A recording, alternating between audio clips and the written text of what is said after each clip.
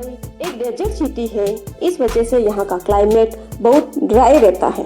Dry climate होने के कारण नेचुरल रेन बहुत कम होती है। कम बारिश की वजह से यहाँ का टेम्परेचर हमेशा हाई रहता है। हाई टेम्परेचर के कारण वाटर की बड़ी प्रॉब्लम बन जाती है। इस प्रॉब्लम का सॉल्यूशन ढूंढने की जरूरत महसूस हुई, तभी आर्टिफिशियल रेन का आइडिया सामने आया। यह पूरा सिस्टम साइंस पर बेस्ड होता है। इसमें मॉडर्न टेक्नोलॉजी का यूज किया जाता है और दुबई ने इनमें नया इनोवेशन किया। अब सवाल आता है कि आर्टिफिशियल रेन क्या होती है। आर्टिफिशियल रेन को क्लाउड सीडिंग कहा जाता है। इस प्रोसेस में आसमान के क्लाउड को टारगेट किया जाता है, लेकिन हर क्लाउड रेन देने के लिए तैयार नहीं होता। इसके लिए सबसे पहले क्लाउड में मॉइस्चर चेक किया जाता है। इसके बाद सही क्लाउड का सिलेक्शन किया जाता है। फिर पूरी प्लानिंग के साथ प्रोसेस को स्टार्ट किया जाता है। इसमें नेचर को हल्का सा पुश किया जाता है, जिससे रेनफॉल जल्दी शुरू हो सके और बेहतर रिजल्ट मिल सके। अब सवाल आता है कि हर क्लाउड रेन क्यों नहीं देता, क्योंकि कई क्लाउड बहुत वीक होते हैं। उनके अंदर मौजूद ड्रॉपलेट बहुत छोटे होते हैं। छोटे ड्रॉपलेट का वेट बहुत कम होता है। कम वेट होने की वजह से वो नीचे गिर नहीं पाते हैं। इसी कारण सीडिंग की जरूरत पड़ती है। सीडिंग में खास पार्टिकल्स क्लाउड में डाले जाते हैं। ये पार्टिकल्स ड्रॉपलेट को बड़ा बनाने में मदद करते हैं। बड़े ड्रॉपलेट आपस में जुड़ने लगते हैं और आखिर में रेन शुरू हो जाती है। अब जानते हैं कि इस प्रोसेस में कौन सा केमिकल यूज होता है। सबसे ज़्यादा सिल्वर आयोडाइड का यूज़ किया जाता है। यह एक खास तरह का केमिकल होता है। इसके पार्टिकल्स बहुत छोटे छोटे और हल्के होते हैं। जब इन्हें क्लाउड के अंदर छोड़ा जाता है तो ये ड्रॉपलेट को अपनी तरफ अट्रैक्ट करते हैं, जिससे ड्रॉपलेट की ग्रोथ तेजी से बढ़ती है और ड्रॉपलेट आपस में जुड़ने लगते हैं। इससे उनका वेट बढ़ जाता है और फिर वो नीचे गिरने लगते हैं। अब सवाल आता है कि ये केमिकल क्लाउड तक कैसे पहुंचाया जाता है। इसके लिए स्पेशल एयरक्राफ्ट का इस्तेमाल किया जाता है। इन एयरक्राफ्ट को एक्सपीरियंस पायलट उड़ाते हैं। पायलट क्लाउड के अंदर तक पहुंचते हैं और सही हाइट को मेंटेन करते हैं। इसके बाद केमिकल को स्प्रे किया जाता है। इस पूरी प्रक्रिया को क्लाउड सीडिंग कहा जाता है। सीडिंग करने से क्लाउड एक्टिवेट हो जाते हैं, जिससे ड्रॉपलेट तेजी से बड़े होने लगते हैं और फिर रेनफॉल शुरू हो जाती है। अब बात करते हैं नई टेक्नोलॉजी की जो दुबई में यूज हो रही है। दुबई में अब ड्रोन टेक्नोलॉजी का भी इस्तेमाल किया जा रहा है। इन ड्रोन के जरिए क्लाउड को इलेक्ट्रिक चार्ज दिया जाता है। इलेक्ट्रिक चार्ज मिलने से क्लाउड जल्दी रिएक्ट करते हैं, जिससे ड्रॉपलेट आपस में तेजी से जुड़ने लगते हैं। इससे पूरा प्रोसेस काफ़ी फास्ट हो जाता है और रेनफॉल जल्दी शुरू हो जाती है। यह तरीका एक एडवांस और मॉडर्न टेक्निक माना जाता है, जिससे रिजल्ट और भी बेहतर मिलते हैं और दुबई इस टेक्नोलॉजी में आगे बढ़ रहा है।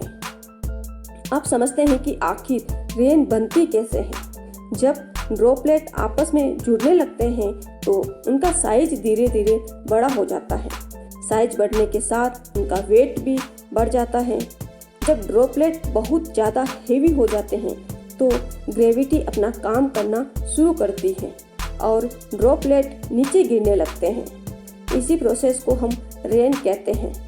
यह पानी जमीन तक पहुंचता है और लोगों के काम आता है, लेकिन यह प्रोसेस हर समय नहीं किया जाता। इसके लिए सही वेदर कंडीशन होना जरूरी है। सबसे पहले क्लाउड में मॉइस्चर चेक किया जाता है।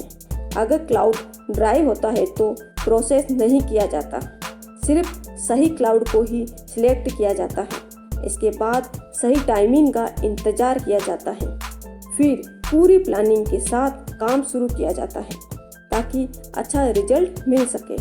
यह पूरा प्रोसेस बहुत ध्यान से किया जाता है और इसमें एक्सपर्ट की टीम काम करती है। अब जानते हैं कि क्लाउड को मॉनिटर कैसे किया जाता है।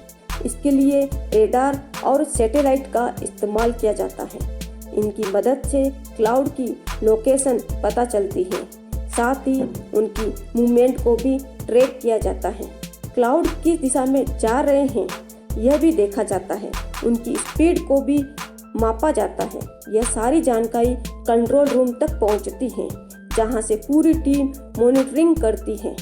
डेटा का एनालिसिस किया जाता है और उसी के हिसाब से फैसला लिया जाता है। अब जानते हैं कि इसके फायदों की। आर्टिफिशियल रेन से वाटर सप्लाई बढ़ जाती है, जिससे पानी की कमी काफ़ी हद तक कम हो जाती है। साथ ही टेम्परेचर भी थोड़ा कम हो जाता है। इससे इन्वायरमेंट बेहतर बनता है।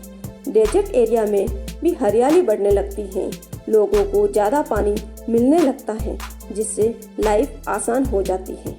यह एक बड़ा सॉल्यूशन बनकर सामने आता है और भविष्य के लिए बहुत ज़रूरी है। अब सवाल आता है कि क्या यह तरीका सेफ है?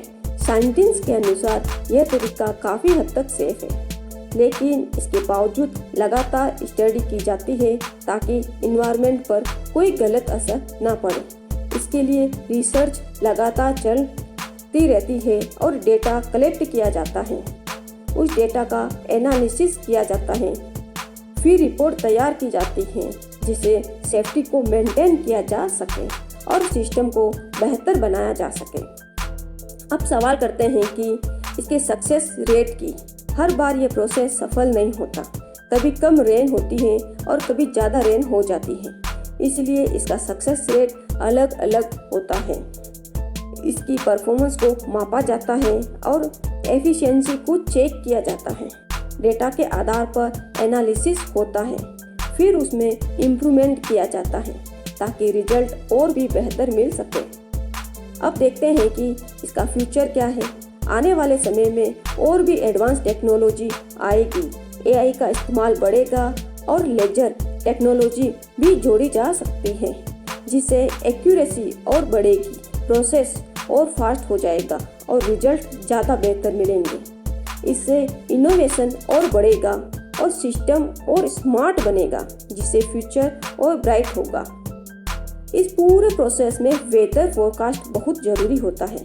पहले मौसम की सही प्रेडिक्शन की जाती है। इसके लिए अलग अलग मॉडल का इस्तेमाल होता है और कई तरह की कैलकुलेशन की जाती है। डेटा को ध्यान से एनालाइज किया जाता है, फिर सही समय का फैसला लिया जाता है। इससे बेहतर रिजल्ट मिल सके। टाइमिंग इस प्रोसेस में बहुत अहम होती है।